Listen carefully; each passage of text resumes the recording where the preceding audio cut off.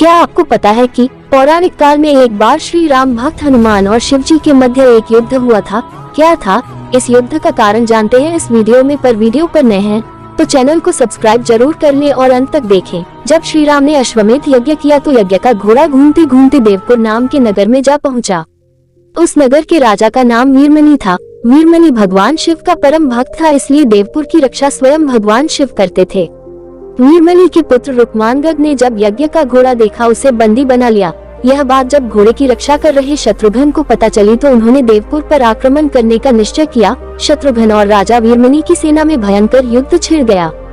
हनुमान जी भी वीरमणि की सेना का संहार करने लगे। श्री राम के भाई भरत के पुत्र पुष्कल ने जब राजा वीरमणि को घायल कर दिया तो उनकी सेना अपनी जान बचाकर भागने लगी। जब भगवान ने अपने भक्त का यह हाल देखा तो वे भी उनके पक्ष में युद्ध करने लगे। भगवान शिव को युद्ध करते देख शत्रुघ्न भी वहां आ गए। दोनों में भयंकर युद्ध होने लगा। भगवान शिव ने वीरभद्र को पुष्कल से नंदी को हनुमानजी से युद्ध करने के लिए भेजा। वीरभद्र और पुष्कल का युद्ध 5 दिन तक चलता रहा। अंत में वीरभद्र ने पुष्कल का वध कर दिया। ये देखकर शत्रुघ्न को बहुत दुख हुआ। शत्रुघ्न और क्रोधित होकर शिव से युद्ध करने लगे। उनका युद्ध 11 दिनों तक चलता रहा।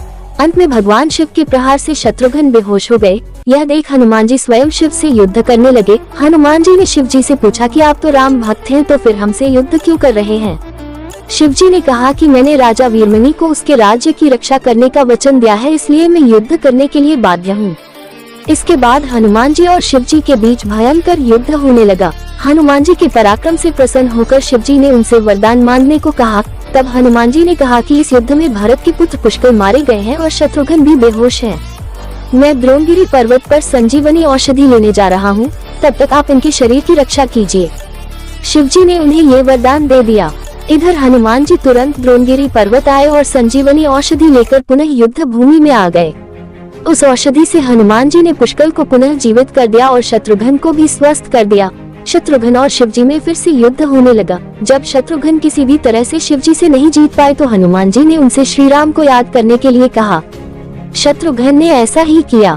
श्री राम तुरंत युद्ध भूमि में प्रकट हो गए। श्री राम को आया देख भगवान शिव भी उनकी शरण में चले गए और वीरमणि आदि योद्धाओं से भी ऐसा ही करने को कहा। वीरमणि ने यज्ञ को घोड़ा भी श्री राम को लौटा दिया और अपना राज्य भी उन्हीं को सौंप दिया। इस तरह वह युद्ध समाप्त हुआ। क्या आपको पता है कि पौराणिक काल में